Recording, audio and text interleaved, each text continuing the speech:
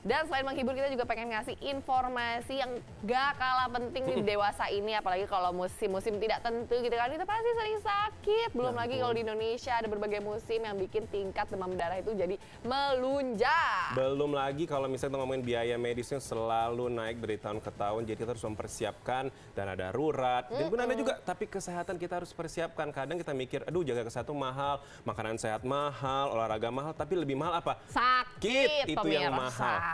Nah, kita punya tips nih dari Rista Zoestika bagaimana dia melindungi diri dan juga keluarganya dari rentannya penyakit-penyakit di luar sana. Langsung aja kita lihat, ini dia. Halo pemirsa Insert, aku baru aja selesai meeting nih. Sekarang mau relax dulu sambil minum smoothie, enak kali ya. Temenin aku yuk.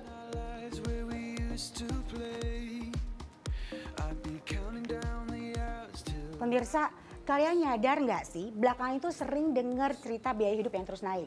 Kemarin temanku ada cerita, waktu kena DBD di tahun 2023, biayanya itu masih sekitar 9 jutaan. Tahu-tahu di tahun 2025 udah sampai di 16 juta. Makanya nih, kita tuh harus pinter banget ngatur keuangan keluarga. Aku juga pernah baca nih, survei dari Mercer Mass Benefit Report di tahun 2025. Kalau inflasi medis di Indonesia itu memang diperkirakan mencapai 19%. Bahkan ternyata lebih tinggi dari inflasi umum yang hanya 3%.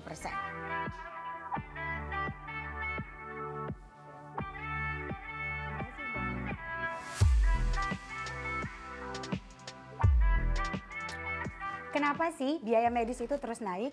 Ya jelas dong, karena harga obat juga naik, teknologi medis juga semakin canggih, overutilisasi medis, dan juga kondisi global sama kurs mata uang itu bisa ngaruh banget. Makanya biaya asuransi kesehatan juga ada penyesuaiannya, supaya kita itu tetap dapat pelayanan yang terbaik. Punya asuransi kesehatan tuh jauh lebih aman loh dibanding harus keluar dari tabungan sendiri. Kebayang deh pusingnya kalau kamu harus pakai tabungan buat bayarin biaya rumah sakit. Jadi kalau aku tuh lebih baik disiplin menyisihkan uang untuk bayar premi, biaya asuransi setiap tahunnya. Tapi tetap tenang kalau ada resiko kesehatan di keluarga aku. Kebetulan nih kalau aku dan keluarga sudah lama jadi nasabah di Prudential. Jadi lebih tenang kalau terjadi resiko untuk bayarin biaya rumah sakit. Kalau soal pelayanan sih nggak perlu khawatir, belum lagi agenku juga sangat kooperatif dan membantu nih ketika keluargaku lagi butuh perawatan. Tapi kalau bisa sih kita sehat-sehat terus ya pemirsa Insert. Tentunya dengan tetap jaga pola hidup sehat, karena sehat pangkal bisa. Makasih ya pemirsa Insert udah mau temenin aku santai-santai sebentar hari ini. Sampai ketemu lagi, bye-bye.